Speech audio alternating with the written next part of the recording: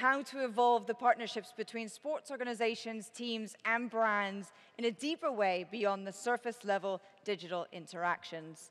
Next up, a dynamic roundtable conversation involving industry leaders from within the digital space. Partnerships of the future, more than a digital handshake, the ways in which the evolving landscape of collaborations can bring about more meaningful partnerships and in turn can drive innovation and mutual success. So please give it up for Steph Strack, founder and CEO of Voice in Sport, Ferran Prieto, CEO of 16 Gasol Ventures, Jason Jung, Growth Partnerships Manager, Sports and Entertainment Lead at TikTok, Dr. Margarita Ragulia, Director Athlete Science Innovation at Adidas, and last but not least, Jay Prasad, CEO, Reload Metrics. Enjoy it, everyone.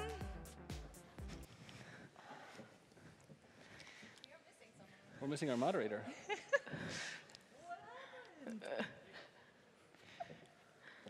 Okay, seems we have a little bit of a hiccup.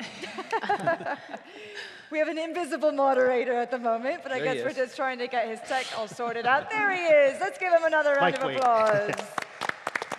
Jay Prasad, everyone, making a grand, fashionable entrance. You're short a microphone. I had to wait. All right, now that everyone has been introduced, I wanted to say that I'm really excited. This panel is bringing together experts from various parts of the media and sports ecosystem. And everyone's got really different jobs, which is cool. Sometimes, you have these discussions and everyone's doing the same thing, but from a different company. But this time, there's very unique companies, and everyone is doing very different things. So let's start with the current landscape. And this one is going to go around the horn a little bit. So in the terms of sports partnerships, how do you think that the landscape has changed? What's elevating? And are there any potential risks right now? Since you're next to me, Steph. Yeah, I'll start. So thankful to be here. Thank you for having me. My career started actually in football, global football for Nike, making innovative products. So it's really excited to now be here at World Football Summit. It feels like I'm home. But partnerships have really been center to building my company, Voice in Sport, and the Voice in Sport Foundation.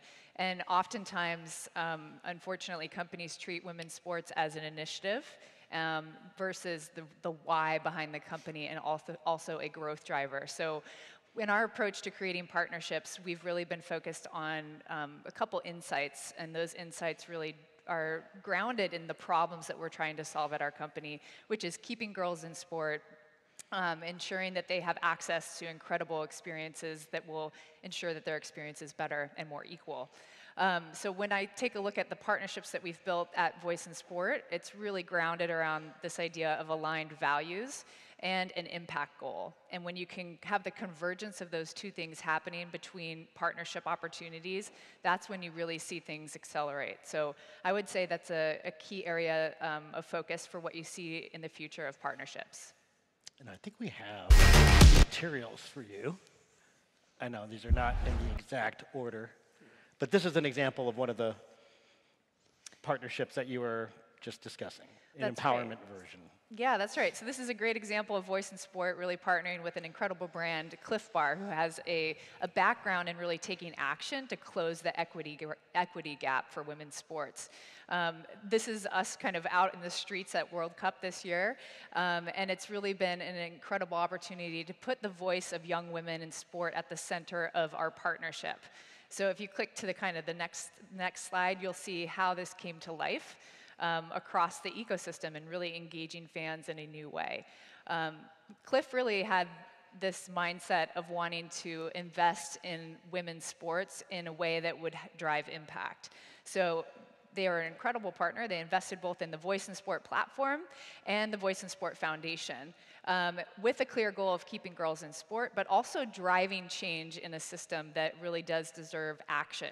So we hit the streets to bring more visibility to women athletes on our way to the World Cup. But we also announced our partnership, which I think is the next couple slides here that we'll play a video to show you. But our partnership really started with thinking differently about athlete sponsorship. So when they were bringing on their key athletes, which were Sophia Smith and Suni Lee, they wanted to align their values with another organization, which was Voice in Sport and Voice in Sport Foundation, that also had sort of that same focus of getting after driving change for women's sports. So it was a really unique way of how they changed their partnership model with athlete sponsorships and brought in another partner like us to really drive impact in a creative way. Very cool, and it's so great to be able to see both fans, athletes, and how all of the campaign ends up coming together. Yeah, absolutely. Margarita, Adidas is synonymous with sport, and there's always new things that the fans are looking for, that the players are looking for, but I think maybe it would be good just for you to give a quick description of your role, because it's not the typical role that we find on stage at a conference like this. Yeah, sure. I am one of the directors in the athlete science team for Adidas Innovation. I am a researcher by train in exercise physiology and sport performance. And my main goal within the Adidas Innovation team is to lead all the research initiatives to really help athletes to get better in their sport, but also to increase participation, especially in women.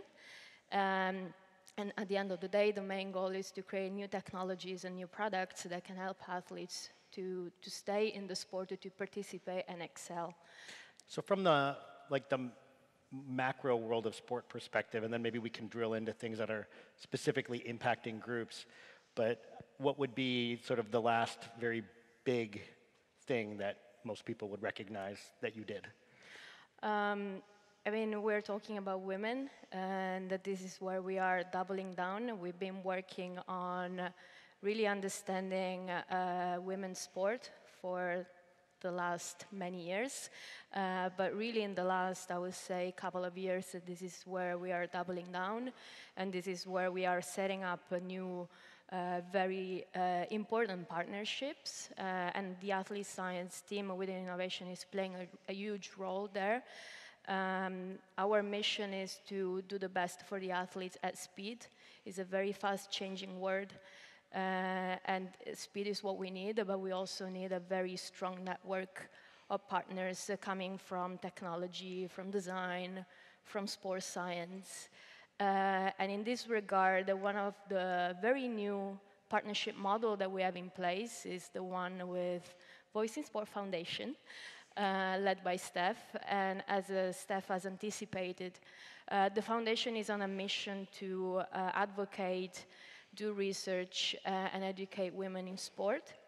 And this mission is very well aligned with our goal to really leap the gap in sport performance, but also participation between women and men. When we spoke the first time, we were like super aligned. It was music to my ears to hear what the mission of the foundation is.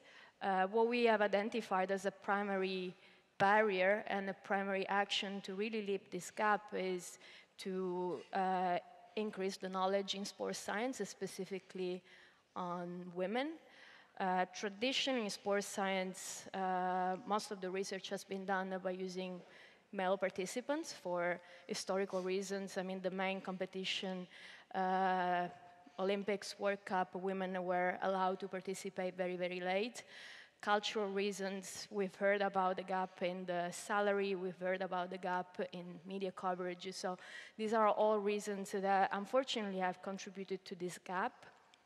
But the knowledge gap is the one we really want to bridge. And this is exactly what we're going to do with the foundation. Now, it doesn't take a rocket scientist to really look around and realize that there are very clear differences between female athletes and male athletes. I mean, the biology, the psychology, the physiology, the anatomy of the foot, for example, is completely different. So if we don't, if you don't understand those differences, and if we don't understand what that means for performance, we will never be able to come up with technological interventions that are really targeted to women. But why Voice in Sport Foundation? I mean, Adidas has been working with universities for many, many years, and it has been a successful model. Nevertheless, we want to do things slightly differently this time. As Steph said, through the platform, they do have access to girls and women. And so that really is, for us, Adidas, a very authentic way to understand where are the gaps, where are the needs. So they are indeed the voice of girls. So through the foundation, we can identify the strength of the women, the barriers that they encounter on a daily basis. In addition, they have strong collaborations with university partners in the field of physiology, biomechanics, and psychology. And so with Voice in Sport Foundation, in between Adidas Innovation on one side and the university partners on the other side, we can, in a very authentic way, keep the sometimes corporate biases on the side and the research agenda on the other side, and really, in a very authentic way, understand, so create that knowledge and act with urgency. The last thing I want to do, I want to say that we want to do differently is when you partner with universities, the end result is a research paper. The knowledge is very technical, not easy to access for those that really need it. In this case, the girls, the coaches, the mothers, the parents. So what we want to do different this time is, through the great work of Voice in Sport Foundation, is to make that knowledge accessible and digestible. So at the end of the day, what Adidas will do is, yes, we will create new products, new technologies, but together with that, we will disseminate the knowledge that will help girls and women to enter the sport and stay in the sport and evolve the sport of football even more. I wanted to ask one thing about the connected ball at the last World Cup. Oh, yes. Yeah. What did the company learn from that? What do you think the broadcasters or FIFA or the teams were looking for, and what do you think they learned? I think it is definitely a very new way to, learn about the game, learn about how to also, by broadcasting the data, eventually we will keep the fans even more engaged.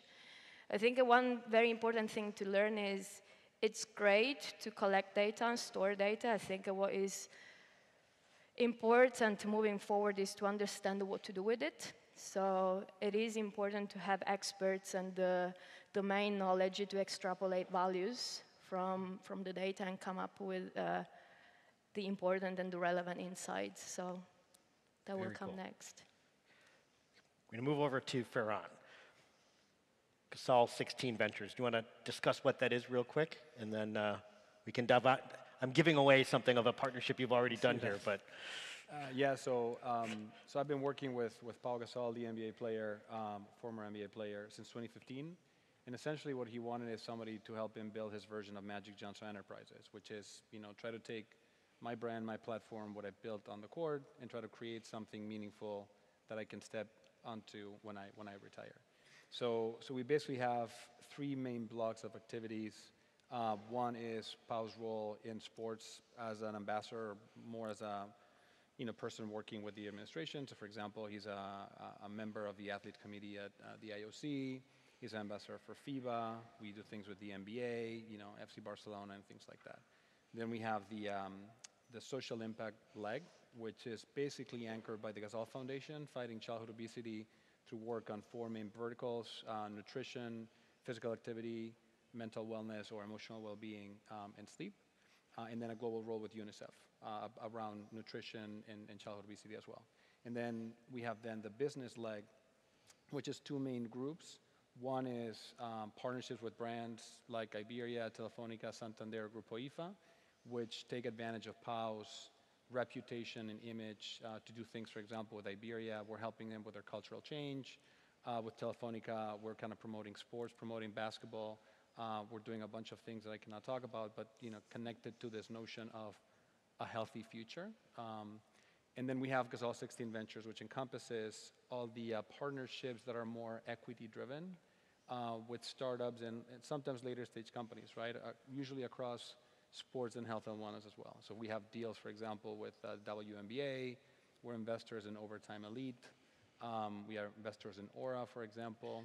So things like that, always around that same theme, always with the condition that Pau's involvement is more important than just the capital he can put in, right? So we always want to make sure that for it to be an authentic partnership, it has to be Pau investing in the company because we want skin in the game, but at the same time, they need to want more than just Pau's capital. If it's just Pau's capital, then we're not going to do it. How do you vet that? Do you look for basically some criteria to understand the fit between the skills and the assets that he and your team have before you'll sort of engage? So do you have an idea of, I think we can do more than just put money into this. Here's what we could do. Yeah, so for example, Overtime was a very clear one because they were raising capital. I think we came in at the same time Jeff Bezos came in. And they're an organization that started as promoting high school basketball and kind of promoting this up-and-coming players. But when we got in, they were actually creating the league, the Overtime Elite League, right? So obviously somebody who's played in Europe, who's played in the US, who has this reputation, we decided to join the board. At the same time, we got involved as an investor. So we're actually helping to drive not just Overtime Elite in basketball, but also the things they're doing in football, boxing, and other leagues that are coming up. Because the knowledge that Pau has in sports and reputation can add value beyond. Right. In essence, Overtime is a partner of ours as well, and we've helped them evaluate themselves because I think rather than chasing media rights, they're creating the rights. They're creating their own IP, exactly. And that's a different strategy right now, and that would lead to, I guess, a lot of expertise that can be brought from those who've been a part of massive rights organizations like the NBA. 100%. Yeah. So what about this? Should we play? Sure.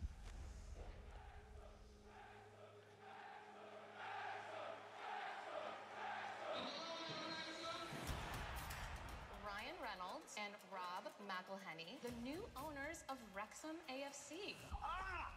This grass is like cashmere. Is this real? It's a working class town. It's a blue collar town. I feel like I know those people. I grew up with those people. But I think what they were looking for was just a little shot in the arm. Is that the gym? It will be the gym. The hype is massive, and the town desperately needs it. It's always sunny in Wrexham, isn't it? The biggest challenge is the community looking around going, what are these two guys doing here? Football's more than a game to the people of this town. It's not life and death. It's more important than that. This is a fun game!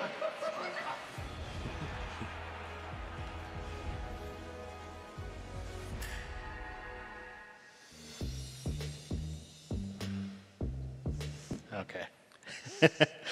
So I can explain why I thought that was a relevant clip. I'm a big fan of what Ryan Reynolds has done with his brand and how he's got involved in aviation, gin, mint, Wrexham, and obviously Wrexham is a good example for this crowd in this conference.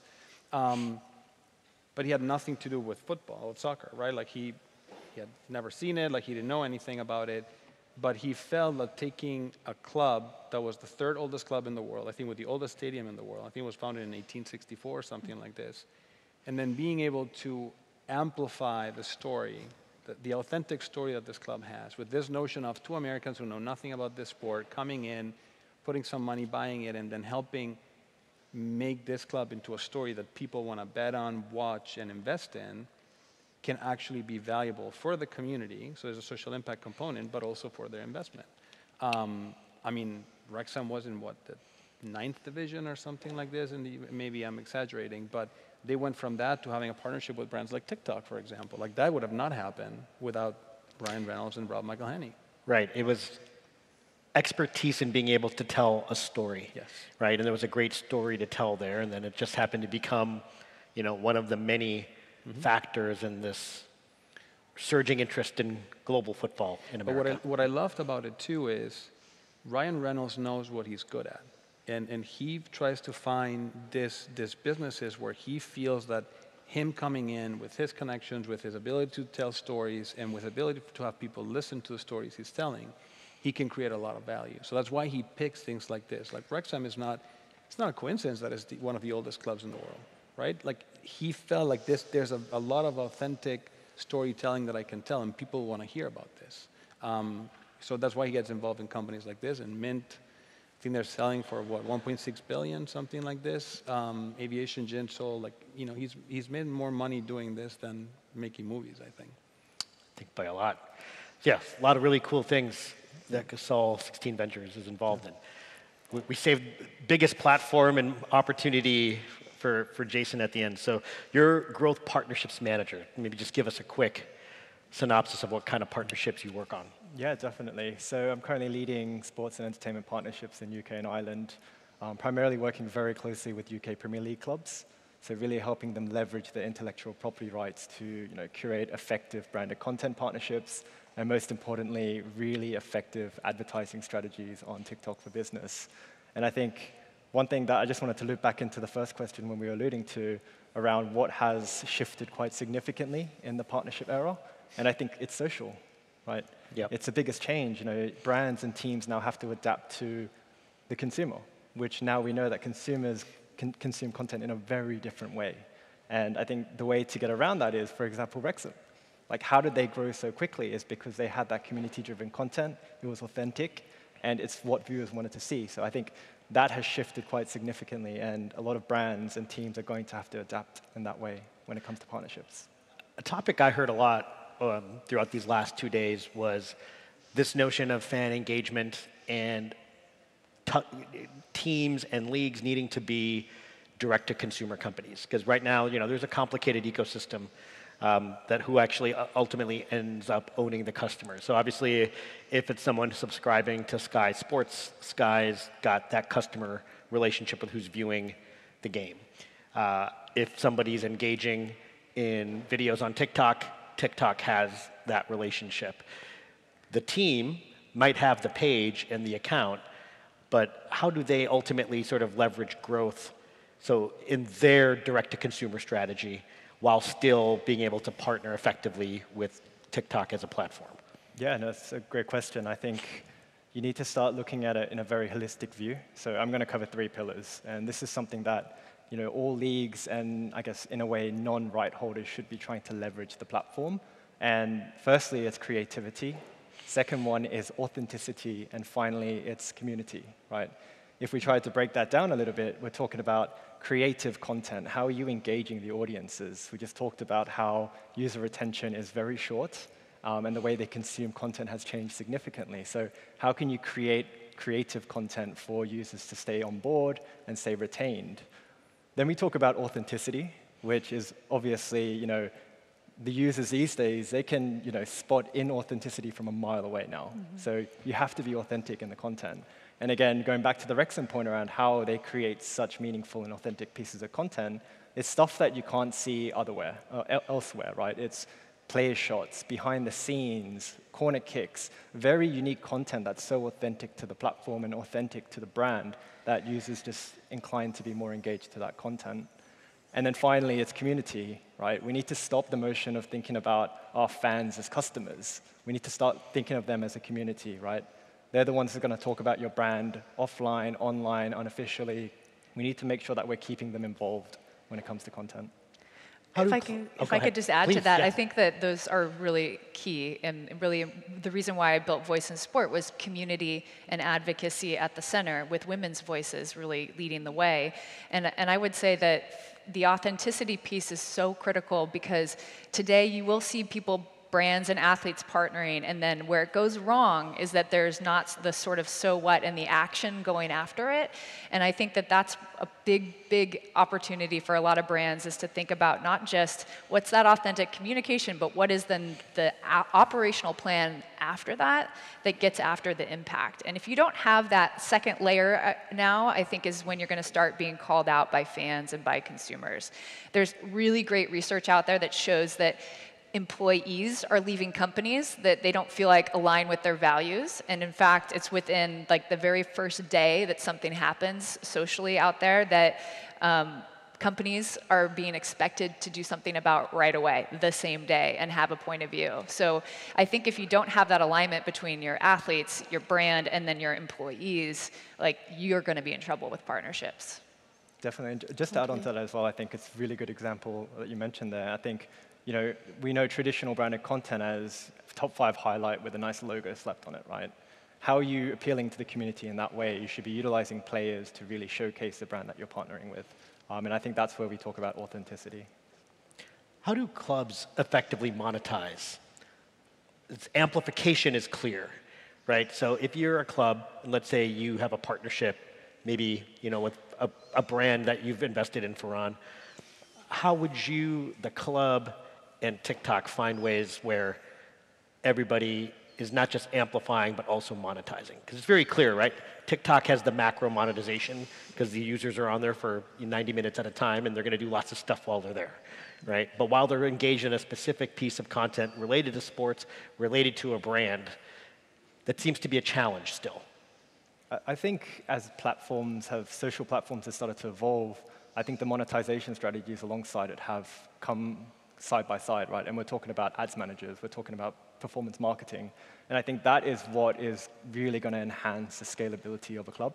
Obviously, content is the main driver. We know content is king. So how can you complement that content by utilizing advertising to reach the audiences that you want, to reach mass scale of audiences, and obviously target directly to the audience that you want to target?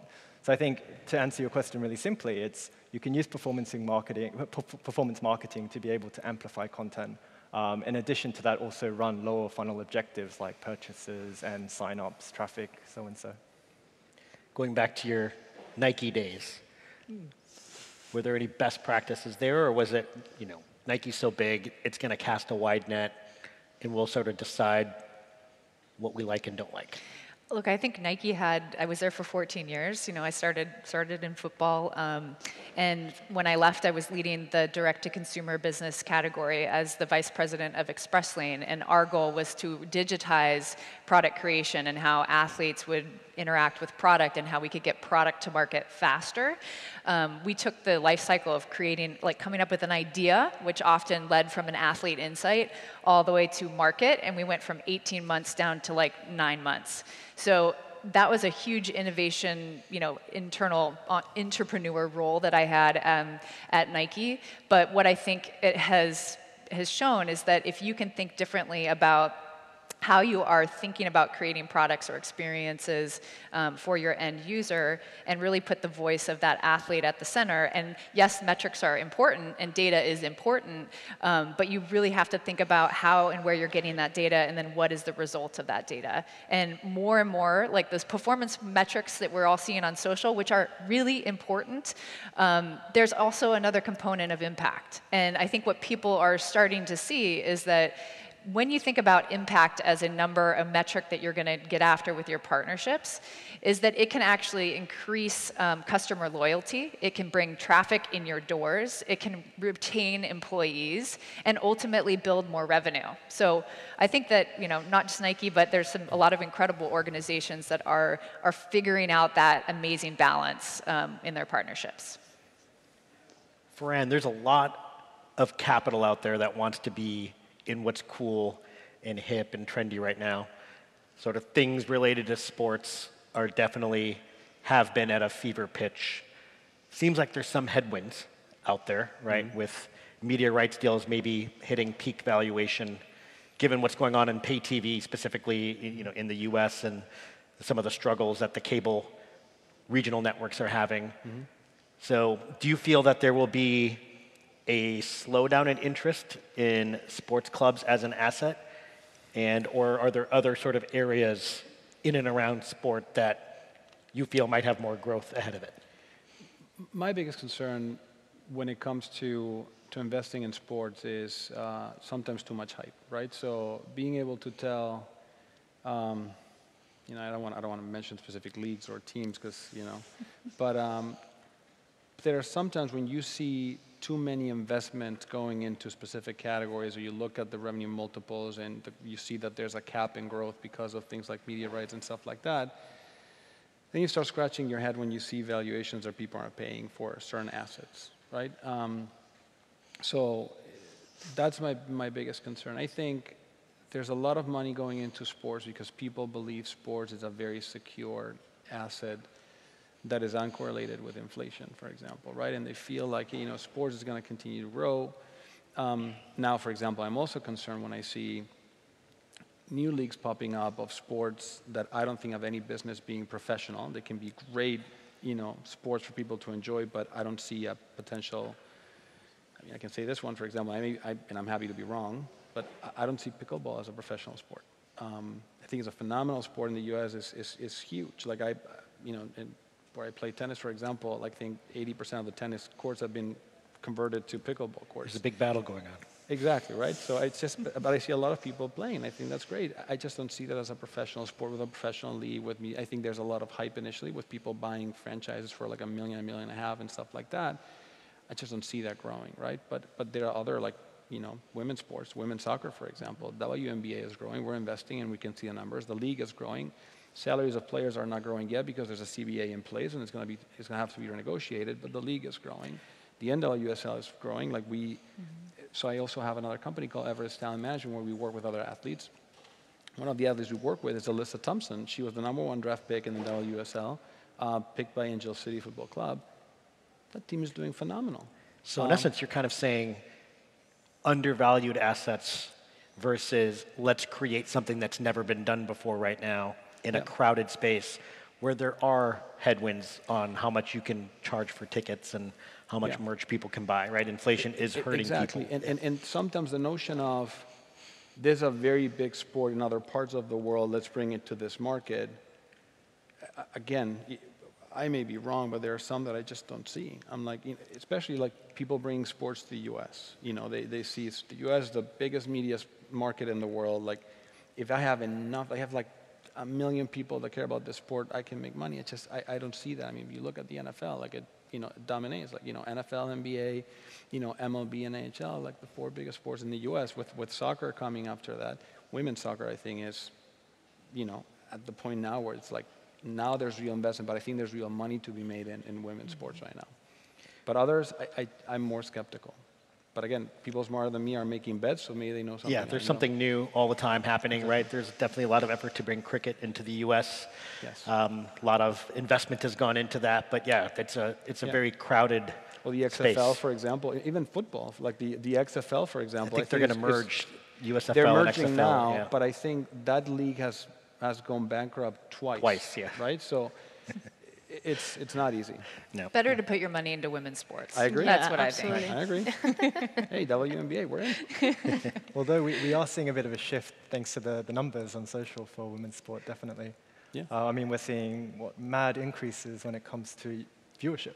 Yep. And I think in the end of the day, for partnerships, it's always how many eyeballs are they getting. That's an effective partnership, right? So as we start to see women's sport excel on platforms like TikTok, for example, where women's sports is trending quite high, that's when we start to see partners want to get in line and start to invest because we know the community is there and they've got their tight-knit community there. That's right. I mean, I think there's a big shift from moving from thinking about women's sports as a charity to thinking about women's sports as an incredible investment opportunity to get after. And I love finally seeing that switch in the marketplace. And I think you're starting to see it with brands now investing in the WNBA, investing in the NWSL, and the results are coming, right? So 67% increase in viewership already more than halfway through the season in the WNBA. And then you have brands like Google who have brought over 300 new hours in the last 2 years of viewership opportunities of women's sports. So these big brands are getting behind it and putting the money in. And when you put the money in, just like any good investment, that is when you're going to start to see the return. Yeah, the return is there. We just measured the value of all the brands in the Women's World Cup, right? And by no coincidence, Adidas was top and had in the hundreds of millions of value from all of the work that they've done to help promote the Women's World Cup. Speaking of that, I think I read, and I may be misquoting it, but I think the BBC said that the Women's World Cup final was the second biggest show in the UK that year after the coronation of the king. There you go. Love that. When I read that, That's huge. I was huge. Well, and you look at the University of Nebraska, right? Even college sports in the U.S. I mean, there was over 92,000 people at that game a few weeks ago. Women's volleyball. Women's volleyball. Sorry, did I say something? Volleyball. Basketball, volleyball, and you know, the last game that hit that number was a game I was at in 1999, which was the Women's World Cup in the Rose Bowl when the women, you know, Team USA won. So I think there's so many untapped opportunities in current sports that are just, you know, really important for us to get after and evaluate. And those women are being undervalued in those sports. So there's a huge opportunity for brands to come in and really lift up the playing field, especially around the sport of volleyball, where some of those women are getting paid a few $1,000s for their whole year contract, and they're the best volleyball players in the world. One thing that we've seen in data, right, is that sports can also be very much like a lifestyle. So Jason, this is a question for you. So we look at a sport like Formula One, right, and there's been a lot of discussion and hype around, you know, it's finally cracked the US and there's, you know, big races. It's a huge kind of cultural hip thing to do in Miami. The Vegas one looks like it's going to be crazy. But on a week-to-week basis, you know, our measurement shows that on average it's like less than 1 million viewers of a race per weekend on TV. But when we look then at the teams and the brands associated with F1 on TikTok, for example, that's where the value is coming from. How do you sort of help use measurement and data to advise rights holders? Because in essence, it's got to be aired, right? Because that's part of the whole value chain of sport. But the real amplification and connection to people isn't happening from the viewership. It's for those who are at the race, because that's a place to be, and then it's engaging with it on social. Yeah, definitely. I think social is where new fans are going to find out about the sport rather than watching it on linear or broadcast. And I think the only way for, let's take F1 to really leverage that hype on social is to ensure that, again, I'm going to keep saying it, it's authentic content that's being pushed onto the platform. We've seen really good content of F1, especially in kind of the organic and the paid sense as well as advertisement. But in the organic sense, it's highlights, but in a funny way. It's radio check recordings. It's all of that kind of stuff clipped up in a very good way. So I think let's take Formula One, for example, if they want to reach more of the audiences, there's no doubt about it that they're on social, right? They're not going to bring them all into linear TV again. So it's how you're best leveraging the rights and packaging them up in a good way. But also when it comes to branded content, how are you doing something different? How are you using, for example, the F1 drivers? Or how are you working with the teams to try implement something more edgy than just the racer footage or the top 5 bits within the race? I think they did a really good job with Drive to Survive. I think that in the US, at least, that made Formula One grow to levels that they didn't think was possible. Was this another storytelling Another device? storytelling, yeah. I mean, like they started talking about the rivalries with between teams, within the teams. They showed like the garages. They showed the stories, like how the drivers train, like the frustration when they don't do well in qualifying and things like that. And I was just joking before the panel started that, as a European in the U.S., I was one of the few that liked F1 and followed F1. And suddenly, like everybody I know knows, the strategy of tires that each team has in each race after watching 3 episodes of Drive to Survive. That shows you that that's become almost like mainstream where everybody's watching and everybody knows who the drivers are and stuff like that. I think they've done a phenomenal job. Just add on to that, I think you're complementing what's happening in the race, right? Like you mentioned, behind the scenes, pit stops, that sort of stuff, that users won't get that footage on linear, right? Yeah. So what are you showing in complement to the linear? I think that's quite and then you get those people watching Drive to Survive. Yep. They want to watch the races and they want to follow what happens after the race. Yep, definitely. One of the other things that's really important is engaging with the fan, right, who doesn't have proximity to their favorite team and maybe doesn't have the budget, right? I mean, I think on average, right, ticket prices have continued to go up. I know just looking at Inter Miami in the US, when Messi comes to town, where tickets are normally sometimes $25, we're going for $2,000. So, how do partnerships between brands, rights holders, and technology companies keep the virtual fan engaged? And how important is that to the future of partnerships, whether it's a commercial partnership or an empowerment-related one? Because you also are the empowerment track, you're trying to reach people as well who might not be able to come to an Adidas training center, for example. Who wants to take the first shot? Remote engagement, how does it affect partnerships? So I can tell you, for example, companies we've seen, There was a company that we saw, I don't want to reveal the name, but they basically were able to create, almost like using AI technology, be able to create almost like a one-on-one interaction with an athlete. You're not really talking to the athlete, but the way you interact, with voice, and then the athlete would respond to the question that you just asked. Where are you from? What's your name? What is the last team you played for? What is your favorite, bat, or what's your favorite soccer ball and stuff like that? You can create that engagement that feels like it's one-to-one. With AI bots, that you can actually train an AI bot to behave like an athlete. You can, and now with like voice, like text to voice technology, text to speech technology, with video and with audio, you can almost create a version of an athlete and have that interact with a fan. Or a coach, for that matter. Right? Yeah, exactly. So there's so many technologies now that will allow you to do that. I mean, obviously you have to be careful, but there's huge opportunities for monetization, because I agree with you. Ticket prices are going up, but if you're a team like FC Barcelona or the Dallas Cowboys, most of your global fans will never set foot on your stadium, and you need to be able to engage those fans and monetize those fans, even if they're never going to come to your house to watch your team play. Right. So you started the trend of the next questions here in the last couple of minutes around a new technology that you think is going to be a big impact in the next 5 years. You want to start? I think it's AI. Yeah. I've been playing. Don't worry, you guys can all say AI. You just have to recraft a use case. All right. We'll go from there. So you start. No, I mean, I've been playing with AI quite a bit, and I'm not announcing it today, but we're about to announce an investment into an AI company. And some of the things that you can do with AI technology, it's going to be life-changing. I think people say it's like when the internet was invented. Some people say it's when electricity was invented. Like the way, I mean, there's a huge set of dangers that come with it, and of course, like I think we all know that. But the opportunities that open up, if you can use AI in this industry, the amount of things that you can do. When I think about fan engagement, for example, like it's just like you can do so many things and reach so many people in a very engaged and authentic way that you were not able to do, 2 months ago. And go ahead. Go sorry. I agree. I think same kind of technologies, but also immersive realities. I mean, the fan, the players, the kids, they want to feel what the player is feeling. They want to smell what they are smelling. They want to hear what they're hearing. So, this is where we are investing as well. This is how our lab, where we test and study, our consumers, grassroots, professional athletes, is evolving. Is a very immersive reality. I think that's where.